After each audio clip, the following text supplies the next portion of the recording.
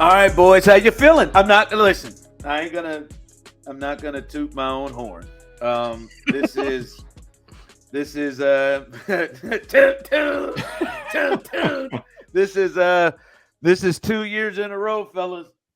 I came on here before the playoffs, while the season was going, and I like to pick really difficult times, so it doesn't feel like I'm doing it on a high. But I did this last year, and I told you towards the end of the regular season, I said I am guaranteeing that the Chiefs are going to win the Super Bowl. Now, both of you gave me that look. Why are you doing this? Why are you doing this? Why did we dispels the curses? Did you say Super Bowl or did you say AFC? AFC Championship game. Last year, I said, now go with me. Last year, this is a 2-year thing, right? Now, come on now. Last year, I said they're going to win the Super Bowl. You all did. I guaranteed it. Bam, it happened. We had champagne. We had cigars. We did it. Then this year, before the Bengal game, I said, guys, these boys are going to go to the AFC Championship game. Now, I don't know about anything past that, but I will guarantee they will go to the AFC Championship game. I got that same look from you too. Like, what are you doing? Chill out. And voila, where are we at the AFC Championship game? I don't mean to toot my own horn, but I feel pretty good about this. And I'm on it. 2 guarantees, 2 years in a row. And Ron's on it. You gotta love it. You do. How you boys feeling? How you boys feeling after this Buffalo W? First of all, I feel great. That was one of my favorite Chiefs games of this era. Like I'm still kind of going through my Rolodex of Mahomes wins, but given the stakes, given the moment, given the opponent, given the fact that it was the first one that was on the road, like I think that's my favorite, and I think it's the best one. I think it's the best win of the Mahomes era for me. I know that, like, obviously winning a Super Bowl is a little different, so let's take that and put that aside. But outside of winning a Super Bowl, I think this was my favorite win of the Mahomes era because of everything that went into it and everything that this season was, and frankly, what it wasn't. So I loved that game so much. And I loved that, like, Josh Allen played the perfect supporting cast role. He did everything I needed from him, man. Everything. He was an absolute superhero for 3 quarters. And then it all came down to their kicker missing. Like, it was just spectacular. We got to see Jason Kelce no shirt on for 40 minutes of the 60-minute football game. Good for him. It was great in every possible way. And I want to say, BK, I'm proud of you because you didn't have a meltdown during that game. I loved the game. I'm telling you, man, I had a blast watching that football game. It is the first time really all season long where I've just sat back and said to myself, this is awesome football, and I'm enjoying the hell out of everything we're seeing right now. Yeah, you didn't have a meltdown. It was really more Steve Serda. Not picking up that fumble is going to be what cost them after that stupid effing McCole Hardman. Serda quit. Serda coming up. I don't think they are winning that game. Here we go. Yep. There we go. There's Serda right there already after the game. Didn't think they were winning the Ravens game. Didn't think that one. So I'm proud of you, BK. You did not self-destruct there. You stayed the course. You were even keel. Maybe you thought some things that we didn't hear, but you did text him. I'm proud of you. Serda, get it together, man.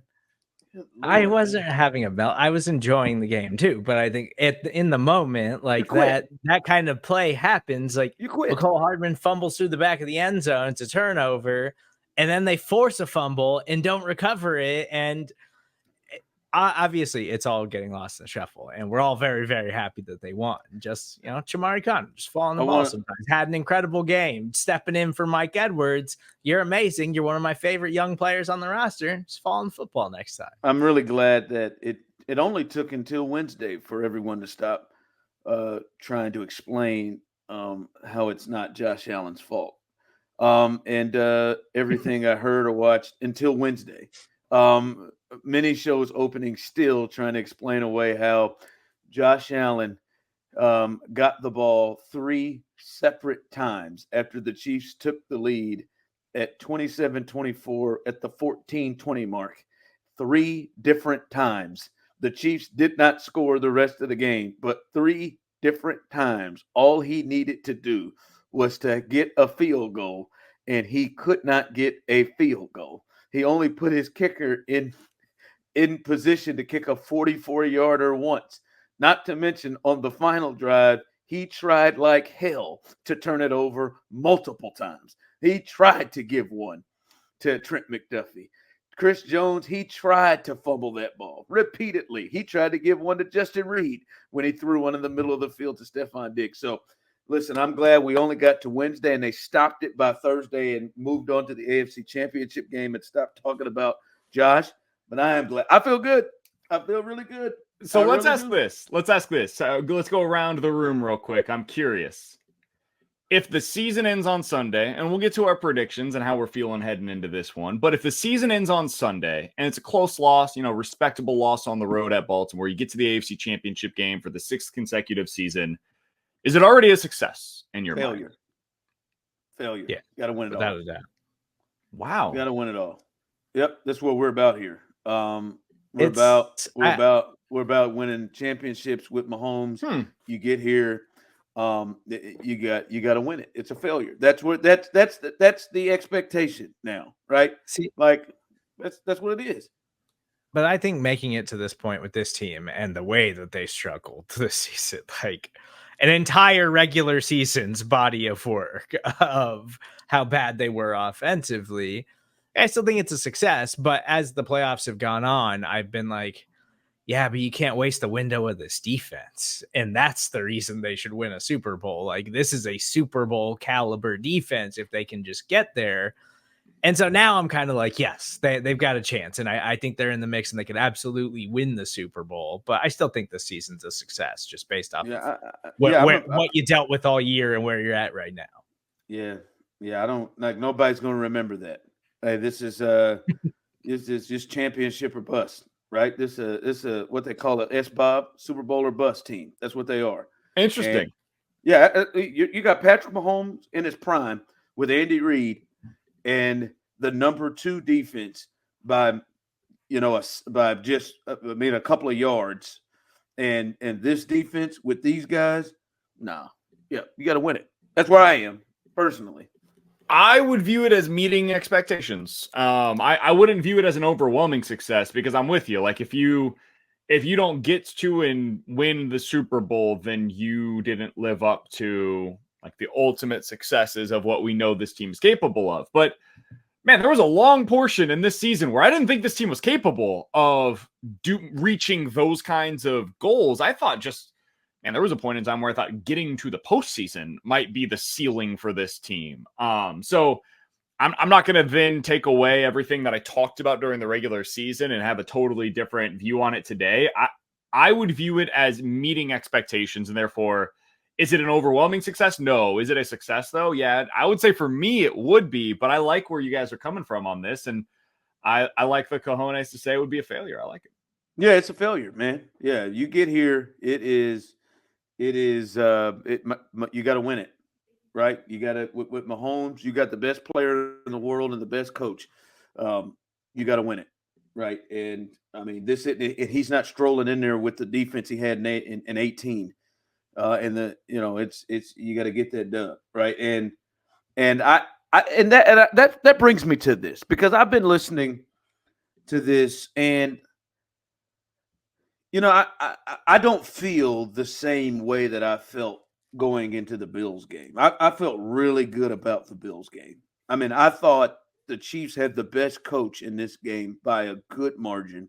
I felt like the Chiefs had the best defense in the game, and it wasn't close. And I felt like the Chiefs had the best quarterback in this game. And I know they were playing on the road. They had experience. They're the boogeyman to the Bills. I felt great about that. I don't feel as good about the Ravens game. I don't. I'm not going to lie to you. It does have a feel of, this may be Lamar's time. It does get there's a bit of a feel of that, like this is just Lamar's time. But I think what people are, what I disagree with, and I'm wondering where you two feel about this, is I think, yes, the Ravens have shown to be a better football team this season. The Ravens have a roster that you could look at and what the production of what we've seen this year would appear to be better than the Chiefs. I just think that that people are saying that the only reason that the Chiefs are even have a shot is because of Mahomes. And if you take the quarterback part off, now first of all, of course. But if you take the quarterbacks off, that the rosters are very, very, there's a gap between the rosters, and that the Ravens roster is clearly better than the Chiefs. And fellas, maybe this is maybe the heart or the homer or the what, or maybe I've watched it. I just don't get the feel of that. I don't get the feel. Like, if you talk about the 49ers roster, when they're all healthy, is clearly better, than the Chiefs. There's just a huge difference at quarterback, but clearly better than the Chiefs. To me, when I just take a look at two of the weakest spots for the Chiefs, and that is offensive line, in particular the tackles, and receiving. Like, those have been the receiving core and the tackles have been the things that you hate. Hey, man, who's got the best wide receiver in this game? I know who's got the most yards. I know it. I know it's Rashee Rice, and that's just somebody who came on late. Like, we go look at these things. First off, like, the Ravens set of receivers aren't exactly the most sure-handed people themselves, right? Now, outside of Odell, but I've seen Nelson Aguilar drop a few balls. I've seen Zay Flowers, who I think has a potential issue to be an issue, be as sure-handed. But he is their leader with 850 yards receiving, right? Like, their receiving core is good and has been improved. But like Bateman will drop a ball or three. Like, it's not like it's that much better than what the Chiefs' weakness is. And Rashee Rice has come on in a way where it's like, whoa. And Justin Watson is sure hand. Like, I don't think and their tackles, I mean, Ronnie Stanley has been kind of rolling on this reputation for the last couple of years. But the realness of Ronnie Stanley has hurt a lot. And is not 100% a lot. And it's to the point where between him, Moses, and number 64, they're doing rotations. Like, they got tackles that take off drives. Like, Ronnie Stanley takes off drives. And that Chiefs defense, which I feel like they've been disrespected as if they are not a part of this game and the Ravens only have the best defense. Like, we start looking at these all-pro teams, the Chiefs got a whole hell of a lot of them on their roster. And I just don't think the rosters there's that big a gap between the Ravens, what they bring to the table, and what the Chiefs are bringing. So I think what happens, Ron, is I think certain games over the course of a season kind of set the narrative for certain teams. And with the Chiefs, like, you think about the most public games that they played this year. One of them is the Lions game to open up the season, right? You lose that one close. I would say the Eagles, the Packers, and the Bills games were three of the others that probably set nationally the idea of what this Chiefs team is all about in 2023, right? And the Chiefs are always on TV. Sure, but we see them more. Those four games, Lions, Eagles, Packers, Bills, I think were the most pronounced games in terms of how people view the Chiefs nationally. And they lost all of those close. Every single one of those kind of felt the same, where it was like, okay, you can see the pieces, but it doesn't feel like the same Chiefs team. And a receiver had a blunder in a lot of those games. 100%. And so that's where you get like the drops and the turnovers and everything like that becomes the public narrative about this team. And those aren't necessarily wrong. They were correct in terms of what the team was for most of the regular season. For the Ravens, it was almost the opposite. The Ravens' most public games that I can remember this year were the Lions, where they won 38-6. The Seahawks, where I just remember them absolutely wiping the floor with that team, 37-3. And then the 49ers, where they dominated, although that was a little fluky. We'll get into that a little bit more later. And the Dolphins game, where they absolutely destroyed them on New Year's Eve. And those were their big games, and they won all of them going away, man. that's not the entirety of the story from the Baltimore Ravens season this year. There were games, especially early on, where they didn't look all that different from the team that I remember watching a year ago. There was weird struggles in the red zone. There were turnover issues. Like the offense was very herky-jerky early on. And then it started to come together, but they also down the stretch lost to the Cleveland Browns 33-31. They had a really close game against the Rams that took overtime to win in a shootout. Like, they were not the perfect football team, but those games weren't as publicly consumed as some of these others that we talk about. And so they're remembered for the big lopsided victories, and the Chiefs become remembered for the close losses. The and 49er game set the stage. The 49er game is the one that, oh, wow, it was Christmas. 100%. Was it Christmas night? That's the one where it feels like people see them as the Ravens, and that's what they've been. And I feel like the same thing happened with the Buffalo Bills down the stretch, where the Bills had that really impressive victory against the Cowboys. And everybody was like, they've arrived. Like, look at this.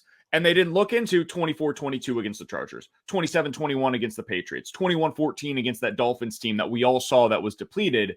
So I'm not saying the Ravens aren't a great team. I think this is a very good team, a better team than the Bills that the Chiefs are going up against this weekend. But yeah, I do think it's been a bit overstated on how dominant they have been from start to finish. Because you're right. Because I feel like, Serda, people think that the team that beat the 49ers and the Dolphins down is walking in, and that the team that the Chiefs had against the Eagles and against the Lions or something is walking in.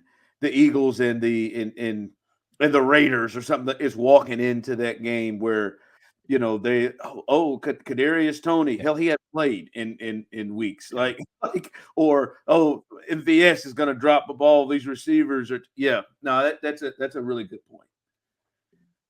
It's I do think that I think the biggest thing that I've been frustrated about with how this game is being covered is that, the Ravens are an incredible team and their defense is amazing, but it is just how the Chiefs defense still seemingly got a whole season body of work about how elite they are and how tremendous they've been this season. And they're still being overlooked. Like they're not equals. Like, they're not right there with the Ravens defense. And I think they absolutely are. Like, the Chiefs defense is that good too. So you shouldn't just say, well, the Ravens have the better defense and the Chiefs offense isn't good and they got a bunch of guys that can't catch passes, so they're going to blow them out. And that's going to be that. Like, the Chiefs defense is neck and neck with the Ravens defense. And I think those are the two best units that we're actually going to see on Sunday.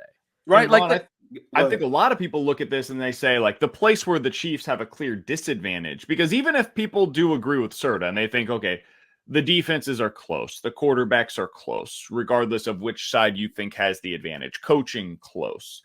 I think a lot of people view it as, yeah, but the Ravens have the better pass catchers. The Ravens have the better weapons overall. And I don't know if I believe that. Like, I put out a poll on Twitter earlier today, Ron. Which team has the better weapons around their quarterbacks? And for the Ravens, you include Gus Edwards, Justice Hill, Flowers, Odell Beckham, Bateman, Andrews, Likely. And they're fine. You look at the Chiefs, and we all know who the weapons are around Patrick Mahomes for this team. I think they're a push at worst. Like, I think it's pretty close where if Andrews is healthy, maybe at this point in their respective careers, they're pretty similar between Andrews and Kelce. I would take Kelce because it's Travis Kelce, but I get it. That at this point in their respective careers, Andrews more in his prime, Kelce towards the back end of it. I think Rice and Flowers are kind of one and the same. They're different players, but they're both really good. You'd like to have either of them. The combo of maybe Gus and Hill, you'd take as semi-equal to Pacheco in terms of the combo versus the solo running back that the Chiefs have.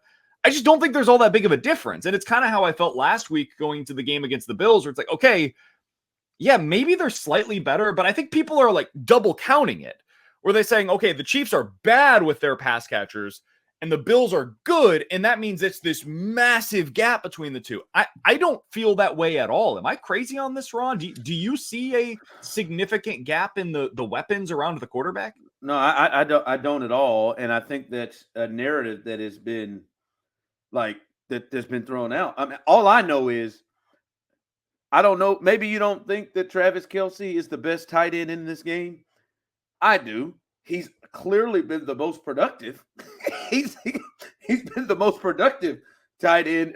Hell, he's been the most productive receiver, and he missed 2 games in this thing, right? And I think maybe I would think there is something to Mark Andrews being out nearly 3 months, but that may be something right there. But I mean, look, like people look at Odell Beckham. Man, Odell's got 35 catches for 565 yards. He got outsnapped by Nelson Aguilar last week. He's basically been Justin Watson this year. That's what I was going to say. We throw up do you know how much better MVS's numbers were last year than this? And what we talk about, and Serda will let you know MVS may have been one of the worst players in all of football last year, and I know he was more than this, right? Rashad Bateman. Oh, man, there he is, 32 for 367. It's actually the first season Rashad Bateman stayed healthy and on the field. Guys, we're talking about receiving, and Lamar's in an MVP season, and they're scoring points, Jack. The difference between the two teams is one of them turns it over, the other doesn't. Yeah, that's basically it. Mark Andrews has not played for 8 weeks, and he is Isaiah Likely's nice though. He is nipping at the heels of Odell in terms of yards. He's got like 20 yards less than Odell, and he's missed 2.5 months. And he has the second most receptions on the team by 10. So no, I mean, it's like, I think we got to calm it down. All I know is the Chiefs have the best individual running back in the game.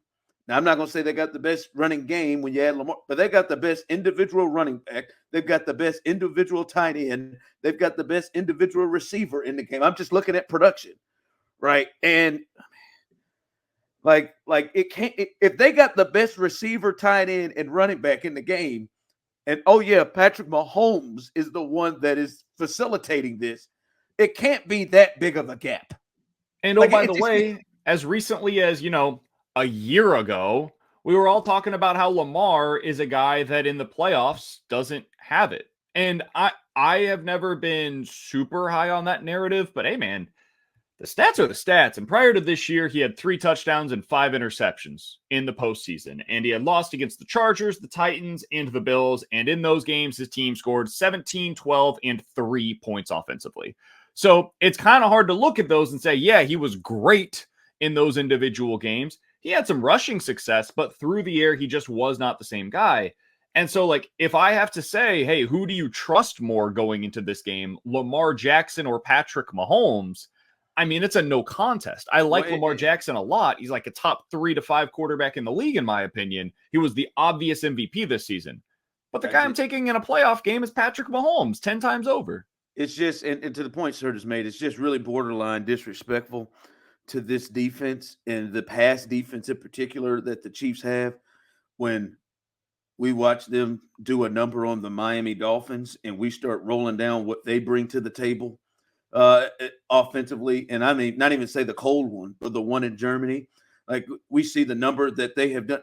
By the way, once again, I mean, it doesn't matter. They have only given up 27 points once this season. They have never given up 30. They've given up 30 one time in the last 2 seasons. And that was in the Super Bowl to the Eagles, right? So, they have faced passing teams, like the team that just shut down Justin Jefferson and the Vikings, the team that just shut down Keenan Allen and the Chargers, with those weapons that one would say are maybe better than what they're bringing to the table. I think it is a bit disrespectful.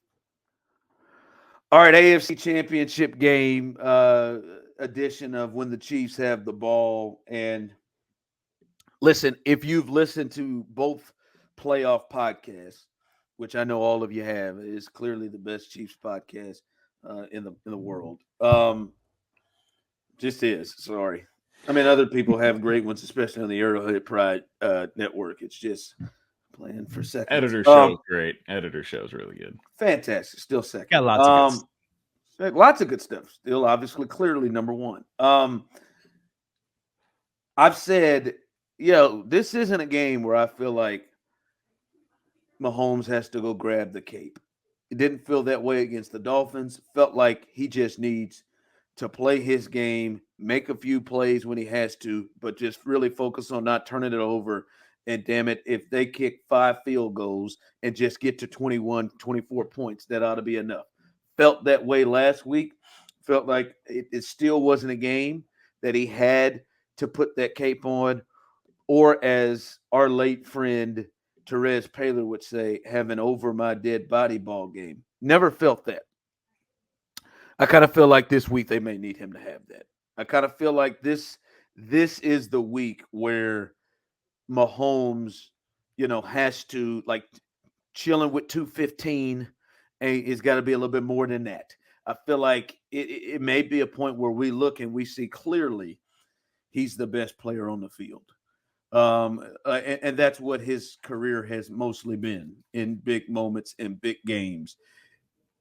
To me, I don't know if you all feel this way, because I do feel like they know where their weakness is, even though some people want to act like the Ravens defense doesn't have a weakness. I've literally heard that multiple times this week. Where's the weakness? Where's the weakness? All right. I heard Skip Bayless bet Richard Sherman at dinner that Isaiah Pacheco won't get 50 yards rushing.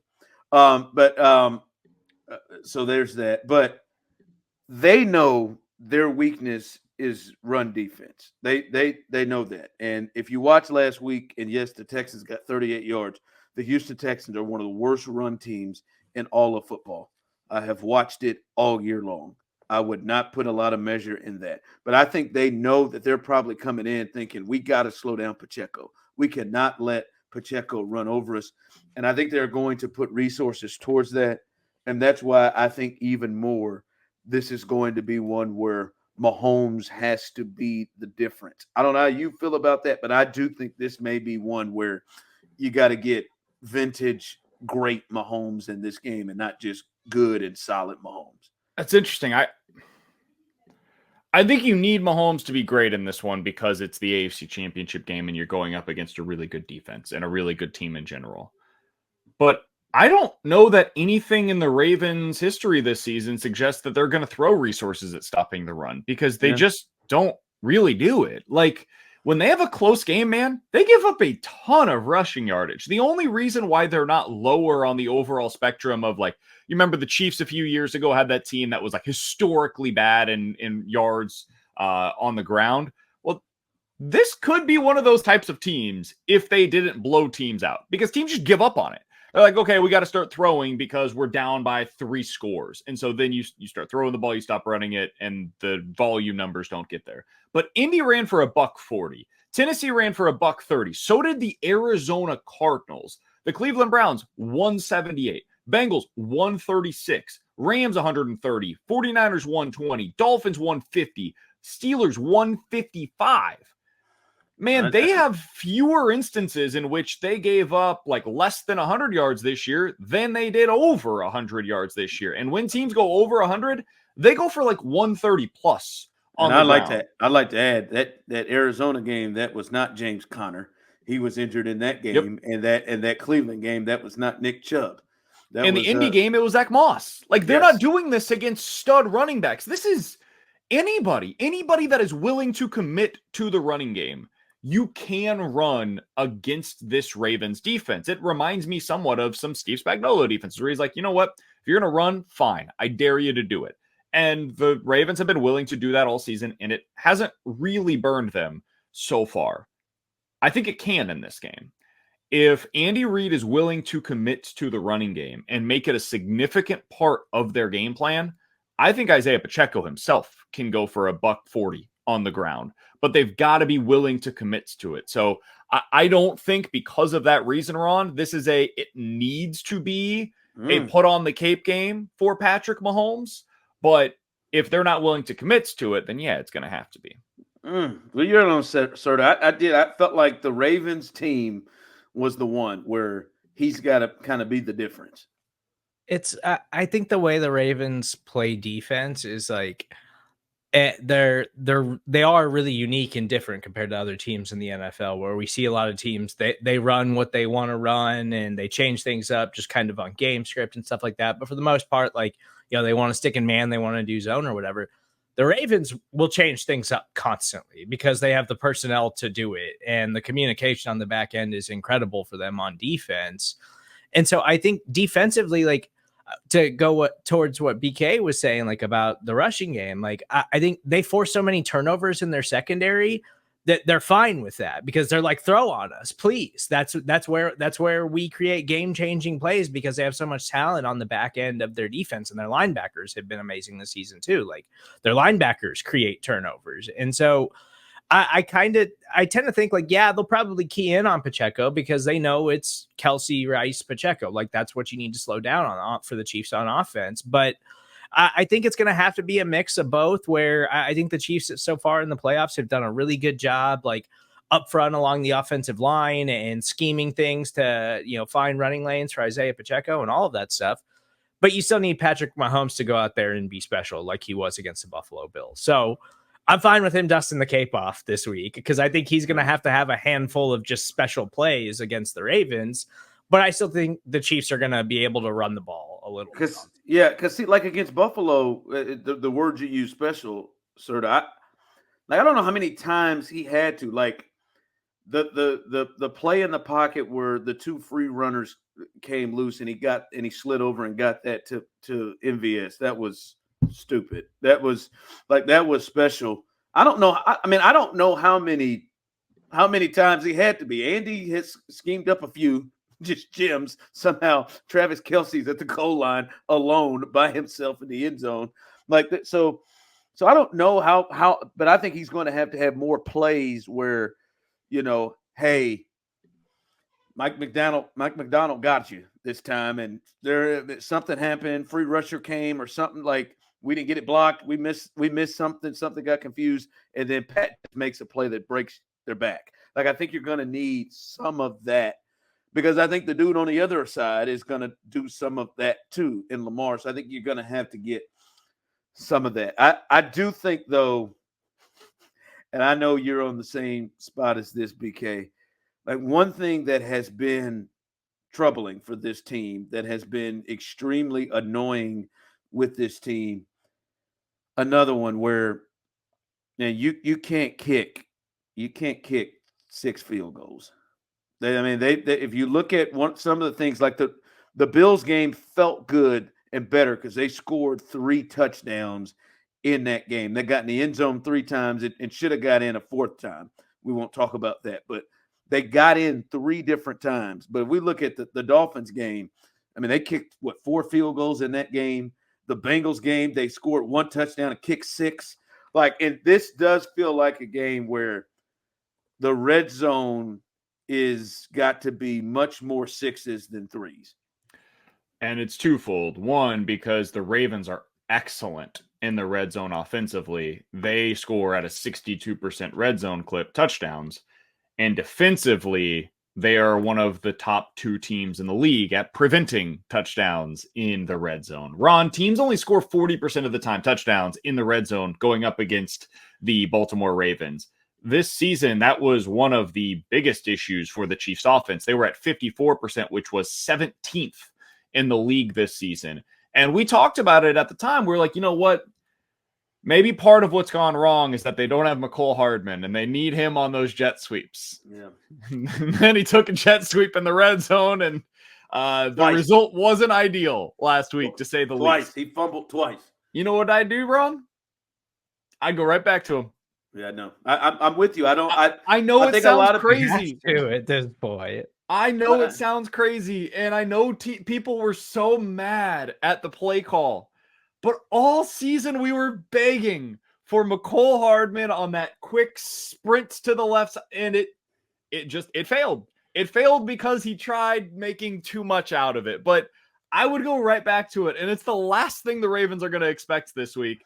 And so I think that's something you can lean on a bit. I think it's helped that Travis Kelce looks healthier, and he is somebody they're targeting in the red zone again. That's huge. And Isaiah Pacheco is obviously an important piece to this. So you have ways to attack in the red zone now that maybe weren't there for you early on in the season, but it is not going to be easy in a consolidated space against this Baltimore Ravens defense. They make it hard against everybody, but you're right. You got to find ways to score 6 down there.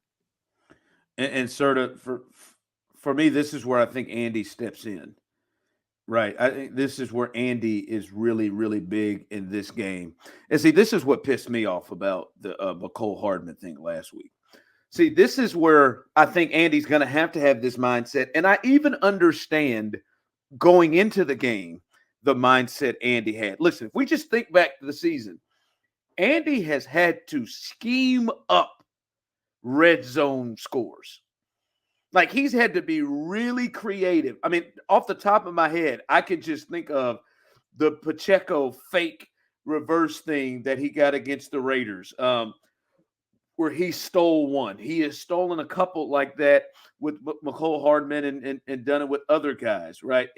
Like, there have been plays where he has had to design, and they've done really weird things where he has stolen red zone touchdowns, right? Like this Kelce screen that I ain't seen him do very much this year, where he has schemed up things. And I do think he's going to have to get creative and scheme up potential red zone touchdowns. See, my thing in the Buffalo game is you didn't have to do that. Like at that point of that game, the way that game was going, Buffalo could not. They couldn't stop the Chiefs. Right, sure. You didn't need to do that with McCole Hardman in that game, because you could have handed it off to Clyde. There is no chance in hell, 4 times from the 3, that the Buffalo Bills were going to stop Clyde or Pacheco in this game. You didn't have to do that, right? And so that's why that was different. This game, Andy's going to have to steal some red zone touchdowns. He's going to with scheme, with things like the Bengal game, the one touchdown they scored where he runs Kelce in the middle of the field and he has Rice also, and then gets Pacheco coming off around behind them and gets him wide open for a touchdown. Like, he schemed that all up to get a free. He's going to have to do that in this game. And now I don't foresee this happening. If the Chiefs just start bullying the Ravens, then let's chill out on the McCole Hardman trickery and just give the ball to Pacheco and get in. But I do think this game, they get inside the 20 in the red zone. He's going to have – this is where the greatness of Andy Reid has to come into play, and that he's going to have to scheme up and confuse Mike McDonald and that Ravens offense into stealing some touchdowns. I bet we're going to get a play on Sunday that it's going to be a weird looking play, weird formation or something. Somebody's going to ask him about it after the game, and Andy Reid's going to be like, yeah, it's from this football game I found in 1932 or something. Yeah, one of the touchdowns they scored against the Dolphins, right, was with Pat in a fullback role or something, or a tailback role. The one where they scored, it was what Pacheco scored. It was blocked terribly. Somebody got their ass kicked right up front and ran right into Pacheco, but he powered through and got in. But it was something weird. And then what they did last week, apparently Kelce said that his touchdown that came on that screen pass, that was something they had in 2015. So that's something that was like almost a decade old in the Chiefs playbook, and something from early on in the Travis Kelce era that was even prior to the Mahomes era here in KC. So yeah, whether it's something that's a throwback from an old school Andy Reid play, one of the screen plays that he used to use, or if it's something that he watched on a 1947 Sugar Bowl, like whatever it might be, I think we're going to see something cute this week. Because the red zone could be a big concern. What else is your concern when the Chiefs have the ball against this thing? Because listen, right, like I think the Ravens, I think the Chiefs defense, and we'll get to them, are really good, but I think the Ravens defense, they're right there. Like they're number one across the board with points and turnovers and sacks, with the Chiefs coming right behind them and several of those. What concerns you the most? So I'm going to say a player's name, and it's more about what this player represents than anything specific within this player's matchup that bothers me. It's Kyle Hamilton. And the reason why is because Kyle Hamilton represents what Serda was talking about earlier. He is the chess piece that allows the Ravens to do everything they want to do defensively. They can use him everywhere. If they want to use him deep, they can. If they want to use him as a linebacker, they can. If they want to put him at nickel, they can. If they want to blitz him, they can, because he is capable of doing just about anything, man. If they want to put him one-on-one against a tight end, he's got the size to be able to do that. If they want to put him one-on-one against a wide receiver, they can do that because he's pretty fast. Now, he's not 4.4 speed. That's why he dropped in the draft a few years ago. But he is just one of the best football players in the NFL. And what that allows them to do is get super creative defensively. And they can change the picture pre and post snap. That forces quarterbacks into some really difficult looks. It makes them think something's going to be there, and then it's gone, and they're throwing straight into a zone that a linebacker is occupying. And Ron, that is my real fear. My fear is the turnovers. My fear is the turnovers, and he represents their ability to create those turnovers. Well, Kyle is interesting because it'll be one to watch to see if the Ravens are in control of how they get to use him, or if the Chiefs are dictating how he is being used. Meaning, we got to do something about Kelce. Kelce is killing us. We got to do something about Kelce, or something's happening in the back end, and we can't exactly just use him however the hell we want to use him. I think that's a big one. Serda, for me, it is the offensive line. And that is my biggest concern. And it's not necessarily their front four. Yes, Justin Madubuike has had a hell of a season, 13 sacks in the interior. But like Kyle Van Noy and Jadeveon Clowney, they don't really scare me as much rushing the passer. Their front four is not that. The Chiefs have run into much better than that. But it is Mike McDonald and his blitz packages and who he sends and who he doesn't. And his blitzers are really good because generally they're Patrick Queen, Kyle Hamilton, and Roquan Smith, and Millette, who's also really good coming off the edge. And watching a lot of Ravens games, he seems to confuse the offensive line and protection, backs and tight ends a lot, where you often see backs, tight ends, linemen, like multiple of them, not blocking anybody, while a rusher comes free, untouched, while two guys aren't blocking anybody. Because he'll drop anybody, he'll drop linemen, he'll stand two guys up there, he'll have those guys replace and back at Queen and Smith. So that to me is my biggest concern, because I think if Pat has time, and they run a lot of zone, he's going to eat their asses up. Like if he has time or he knows where the pressure's coming from, he's going to eat them up. But that is my concern, is the blitz packages of Mike McDonald and how this offensive line handles it, because they'll run games around it at the same time of blitzing people. So that's my biggest concern to me with those two. All right. When the Ravens have the ball, I think the number one thing, fellas, when the Ravens have the ball is what feels like is going to be the MVP. And that is what kind of game he has. This was what it was last week. All right. I would have pressed the button in a heartbeat if you told me Josh was going to have 186 yards passing and 70 yards rushing. Wish to get the rushing yards down a little bit. And look, he's going to have them touchdowns. And you made him make a all-time throw on one of the touchdown passes, and you got to tip your cap to that one. But to me, it's about Lamar Jackson and what he does and how much he impacts this game. And it starts there. If, like, I've watched some games where, like even last week against the Texans, I mean, he threw for 154, but he rushed for 100, and he scored, four touchdowns total, 2 passing, 2 rushing. Like you've got to minimize him as much to where this isn't a he takes it over situation. It is. And when you look at his passing numbers, Ron, you just mentioned it, 10 out of his last 12 games, he's thrown for 240 yards or fewer. It's the legs that'll kill you. Like if you allow him to beat you on the ground, it's over. And if you allow him to scramble all over, like he has those plays, Ron, we see these with Mahomes all the time, where it's more than just the yardage. It'll snatch your soul. like he runs around and you think you've got him in the backfield, and then suddenly he pops out of the backfield and he's finding a guy 14 yards down the field with some sidearm throw, and it converts on a 3rd and 8. And it is so demoralizing. And you're tired, like you just happens. Run all over the place to get up. Yep. I remember watching the game between the Chiefs and the Ravens. This was back in 2018, I think it was, or 2019. And it was early in the season, and the Chiefs ended up winning that game. But Lamar had a few plays in the second half, and I think Alex Okafor had a couple of plays where he just whiffed.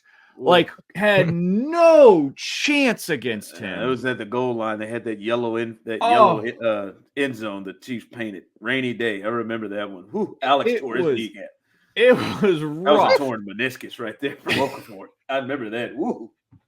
And that's just the kind of stuff that they'll do, man. He makes life miserable for you defensively. The Chiefs were up 30-13 in that game, and the Ravens ended up coming within a score by the end of it. Like, he's special, man, and he'll do things that drive you nuts as a defense. And even if you have everything right, he can just make you wrong. So that to me is the biggest thing. Is it's his legs, dude, and it's what his legs allow him to do through the air. But Serda, you have to come into it knowing, like, all right, like when you play Golden State, if they're going to have a run here. The old Golden State. They're going to have a run here where, I mean, they're going to hit 3 threes in a minute and a half, and they're going to put 11 on you so fast, and it's an 11-2 run before you even can breathe again. They're going to have, you just got to weather them, right? And I think it's good to have faced Josh the week before because they're different, but Josh had a couple of plays. You got him 3rd and 17, and somehow he throws a ball that may have been behind him, and they fool around and get 16 yards, and then they pick up a first down on the opening drive. Or, Josh scrambles for 18 yards out of nowhere. You have him, or he hits Murray where you look like you got him dead to rights. But you got to go into it knowing they're going to happen, but recover from them and hold it there. And you have got to me, Serda, I know he's improved, and I know his weapons have improved, but you still got to consistently make him a thrower and consistently make him a thrower down the field and outside the numbers.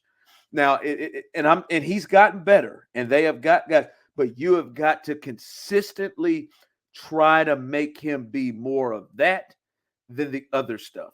And I think that does mean you got to stop the run early and those guys, but you've got to make him be that and keep him in. Yeah, I think that he is a dramatically better passer than most people would give him credit for. Like, he is a good passing quarterback, but what makes him so special are his legs. And so you don't want to get away from the thing that makes him one of the most special and unique football players in the world. Like, that's where they find their success. And like, I don't think it's out of the realm of possibilities for, Lamar to go out there and put up a huge passing stat line if the Chiefs just force him into those looks. But like, it's just not going to happen because they run so many different like option kind of plays. And then last week they started incorporating just the straight up Lamar drop back and then take off. Like, and that's something that they hadn't been doing that much this season. Like, they saved those looks for the postseason, and Lamar torched the Texans that way in the second half last week. Like, Houston kept that game fairly close in the first half, even though you kind of felt like the Ravens were clearly like the better team. And then they just totally blew the doors off of everything in the second half. Like, that's the thing is like, when he gets going and he kind of finds a rhythm as a passer, then he starts mixing in the runs and you just don't know what to do. Like, you don't know where to occupy the space and where to attack. Like, that's what can make him so devastating. And he can turn it on fast too. So like, you just got to be really careful. And yeah, I mean, if he rushes for like 85 yards in this game, you're like, that's fine. As long as it wasn't like 140 yards.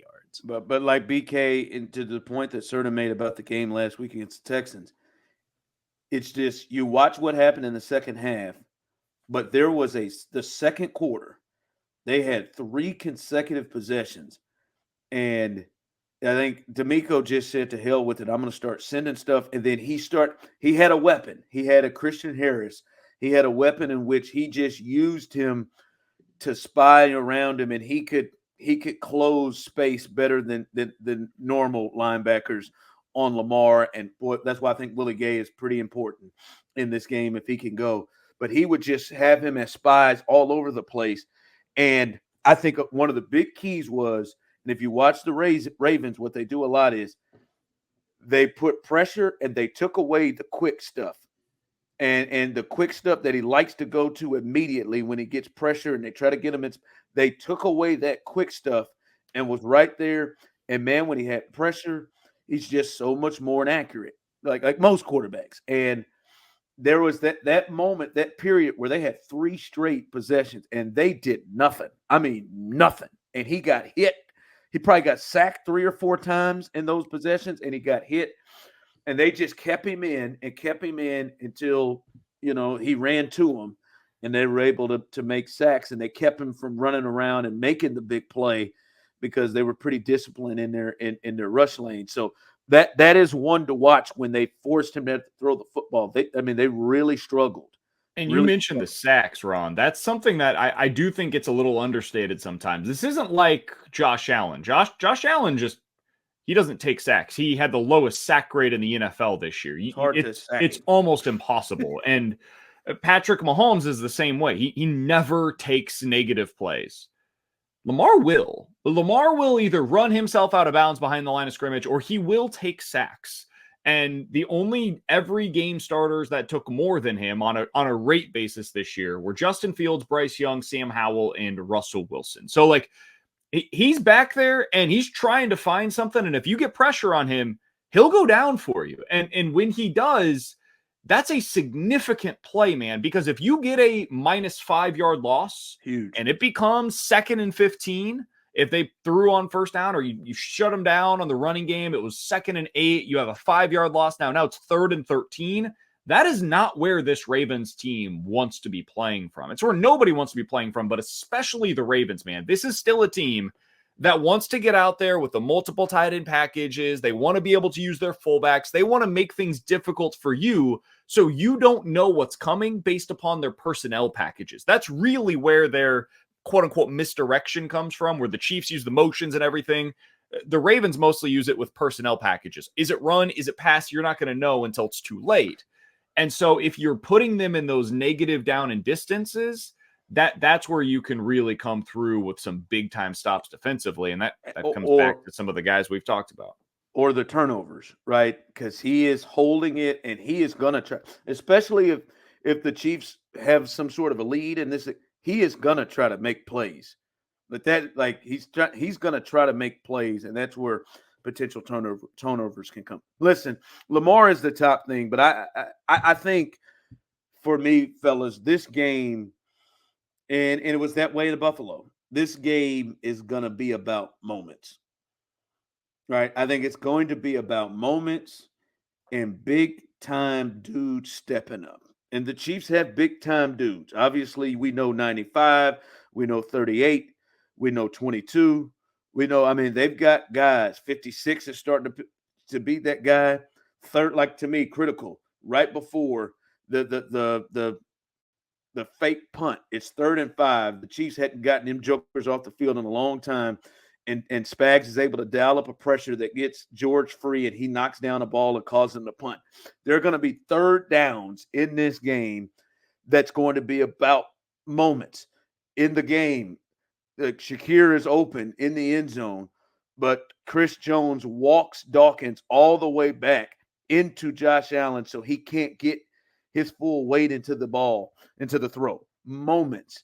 And I think there are going to be a bunch of moments in this game, a bunch of 3rd and 7s, 3rd and 8s, 3rd and 6, 3rd and 9s that you got to step up and get off the field and make plays. And Chris Jones and Bolton and Willie Gay and these guys have to step up big, right? He's going to make big plays. They're going to get big plays, but you got a chance to get a field goal attempt or you got a chance to get off the field, it's going to be about those really big moments and your big-time players stepping up in those moments. And Ron, this comes back to Chris Jones. It does. Like I really think it is. Last week we saw it at the very end. I was so frustrated with Chris Jones for the vast majority of that game. But credit where it's due, dude. The game became the biggest, the lights were the brightest, and there's Chris Jones making a couple of plays that legitimately wrecked the game. And one for Josh Allen. Absolutely, for Josh Allen and that Bills offense. One was the fumble that nearly ended it for the Chiefs. And the other was him just bull rushing Deion Dawkins straight into Josh Allen on what otherwise might have been a touchdown. Chris Jones was a savior on that play in a lot of ways. And so his pressure coming up the middle against a guy like Lamar Jackson, it's huge. I mentioned earlier, Lamar will take his sacks. He took 37 of them on the season. Lamar will also fumble the ball. He fumbled it 11 times this year. Ron, you mentioned you got to get him into 3rd and long. They had 89 3rd and longs this year. They converted on 21 of them. They were below 25% on 3rd and long situations this year.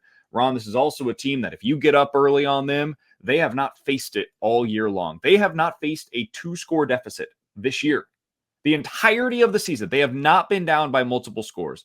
So Chris Jones, if you can go out there and make a couple of these big plays early as opposed to saving it all for late. First of all, Chris, I don't know if anybody's told you, you have $1 million on the line. If you get to the Super Bowl, you get another $1 million in your bank account via a bonus. That was inside of that structure. I would imagine he knows, given how hard he was playing in that game in the final week of the regular season. Let's go get that exact same effort. Let's go get that exact same kind of pressure. This time on Lamar Jackson, make a couple of plays early, go up by 8, 9, 10 points early on, and find a way to win this game. But that's the biggest thing, man. Your blue chippers, and specifically Chris Jones, who wants to be paid $30 million, he's got to come up huge in this game.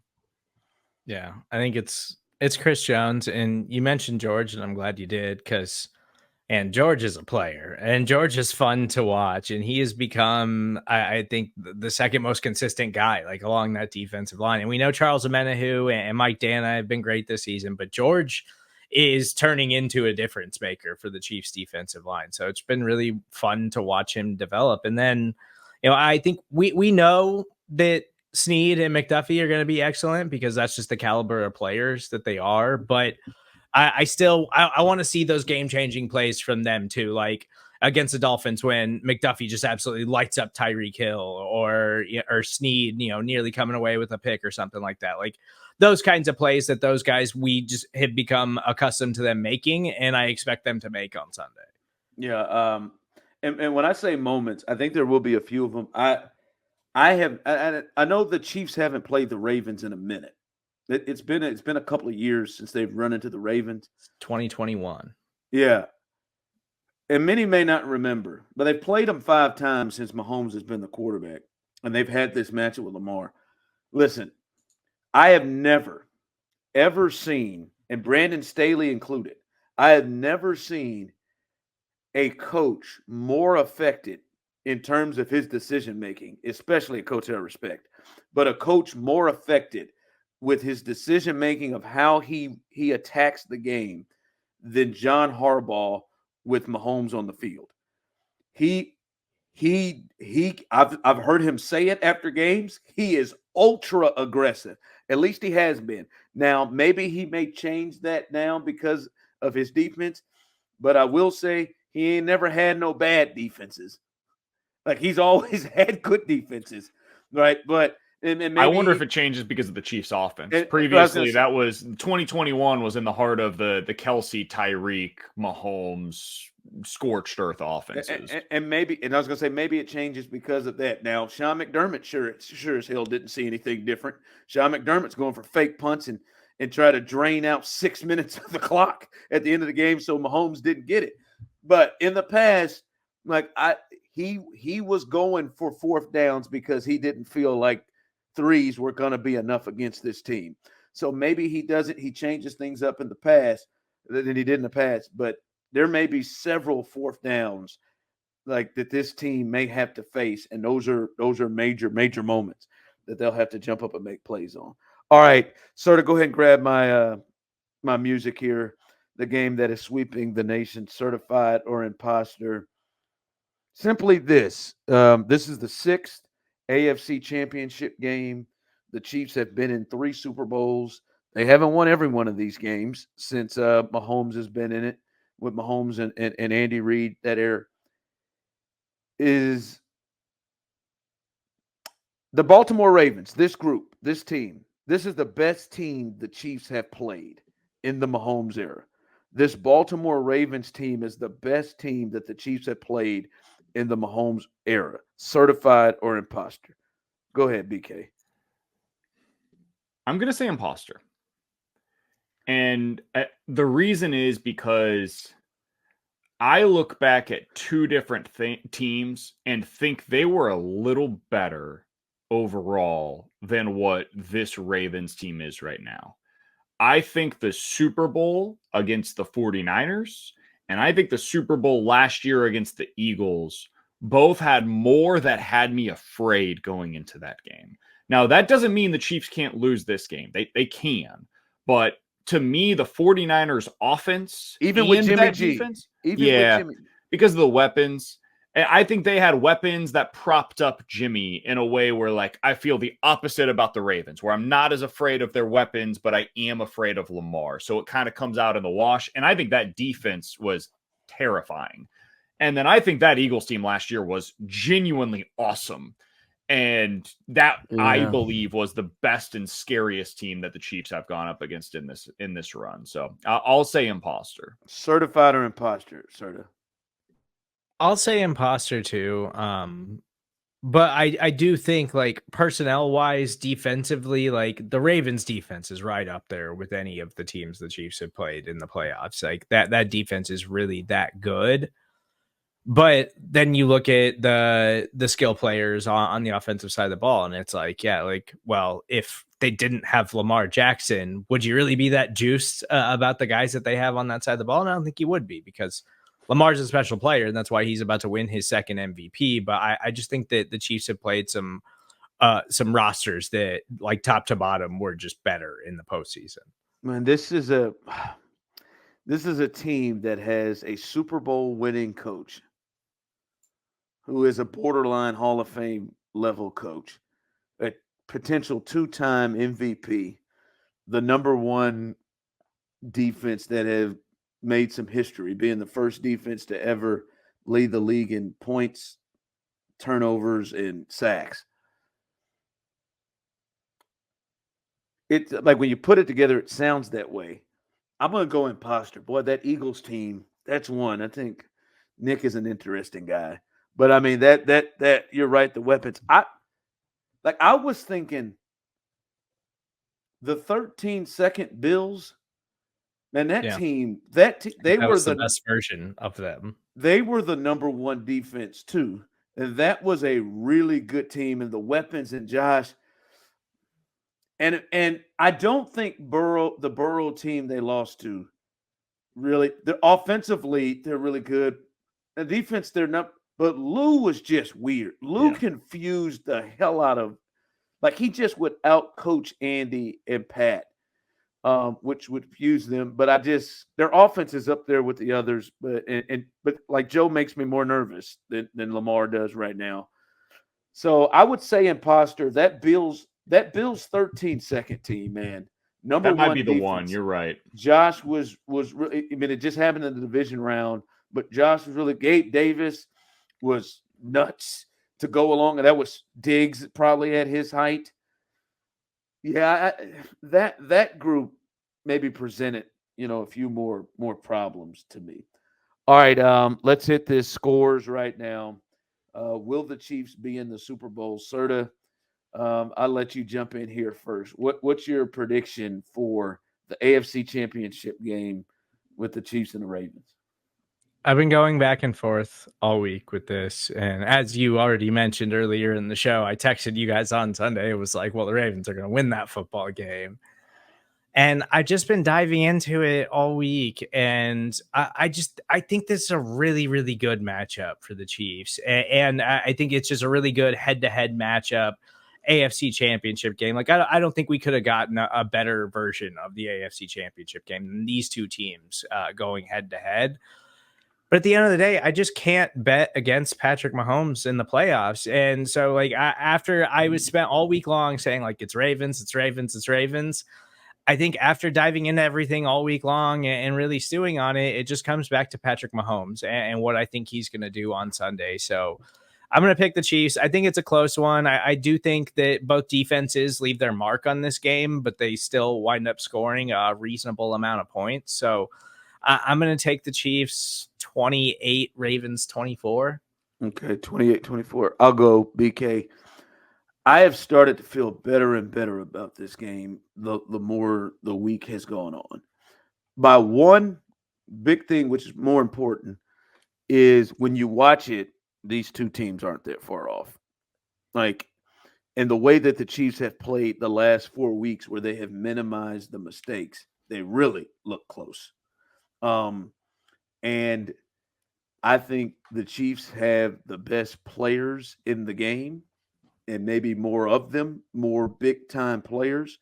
And you tell me right now, well, the defenses are close at the very least, are close, right? And then you tell me, all right, the weapons are close. And then you're going to tell me I get Andy Reid for a week to look at Mike McDonald and what the Ravens do. Andy Reid against Mike McDonald. And Mike McDonald has been fantastic. I'm going to take Andy Reid in that one all the time. And then you give me Steve Spagnuolo against Todd Malkin. And Steve Spagnuolo is arguably the best big game defensive coordinator, not named Bill Belichick, in the history of the sport. I'm going to take Steve there, and then I'm going to take Patrick Mahomes. So if we got him close everywhere, even if you say the Ravens are a tad bit, this league has always been a coach and quarterback league. And I think the Chiefs have clear advantages at those two spots. And the other part, see, the Chiefs respond for some reason. They're immature, but they respond to doubting. Like they responded to, the Chiefs have never played on the road before. They respond. I have heard multiple topics and conversations of, will the Chiefs get blown out? Literally, I've heard it multiple times. After it, I'm gonna call you out, Chris Rose. After it, Chris Rose on NFL Network, after the Chiefs game against the Bills, said in his first question to Maurice Jones-Drew, he said to him, what do the Chiefs have to do to avoid getting blown out in Baltimore? I think they hear this. I think the Chiefs defense hear that the Ravens defense is in this game and they're not playing against. Everyone keeps talking about how hard it is that it's going to be for Patrick Mahomes, and people aren't talking about the Chiefs defense, which has been one of the best in the league, if not the best. And I think they thrive and respond to stuff like that. So I'm going to go with the Chiefs. I got it 27-20 in this game as they go to another Super Bowl. So I was hemorrhaging confidence this year, boys. You know that as well as anybody. Hemorrhaging is a great word to use. I texted you during the Bengals game, which was the turning point of the season, I might add. You quit. I hope this team misses the playoffs because they deserve that. They deserve that. And it's better for everybody if it's a difficult way for this season to come to an end. I mean, it's going to be really hard for that to occur. Like, by the way, as well, that was going to really be a difficult thing for that to happen. It really to lose bad. It felt in the moment like it was the right thing, though. And I'm so back on board with this team. It is insane, the 180 that has taken place in the last month of football. And really, it happened at some point in that Dolphins game for me, man, where it's just like, all right, Mahomes is different. And there's just nothing more that needs to be said. He is Peyton Manning and Tom Brady tied into one player. He has all of the regular season accolades that Manning had with the postseason ability to just take his game to another level. And on the other side right now, I'm looking at a defense that's getting all these accolades and all this talk, and they deserve it. They're good. They're really good with the Baltimore Ravens for allowing 16.8 points per game this year. And then I look at the Chiefs and they allowed 17.3. And I'm supposed to look at that as some massive advantage in favor of the Ravens. Okay, well, they've got the MVP over there, though, right? They've got Lamar Jackson. I look at his passing stats, and they're basically the same as Mahomes from this season, maybe worse, except he just had fewer interceptions because he wasn't throwing to Kadarius Toney. I think about the Chiefs and their running game and how terrible it was most of the season, but they've been really good lately, and the Ravens can't seem to stop the run. So, man, I just don't know how I could possibly bring myself to pick against Patrick Mahomes in the playoffs against a quarterback that I don't think has it in him to go up against Mahomes head to head and beat him in this kind of a spot. So I'm taking the Chiefs. I've got them to win 26-24. I think they win it on a Harrison Butker walk-off kick, and they find a way to get to the Super Bowl on the leg of Butker after Mahomes rips the heart out of not only the Buffalo Bills, but also the Baltimore Ravens. And that went to the final play of the game. It did. He felt this, man. And sends the AFC in a tizzy to the thought of if these jokers made it this year through the AFC. I'm telling you, it's the 2018 Pats, man. It's the moment where we all said, are you bleeping kidding me? This team, this Patriots team made it to the Super Bowl? That's this Chiefs team, except it's happening at the front end. Yeah. Yeah, man. I don't know, man. Maybe it's the heart, but I watch this and they just feel as good with the better coach and quarterback. And the key is not, reverting back to some of the mistakes they've made. And that is going to be the key. All right, we are out.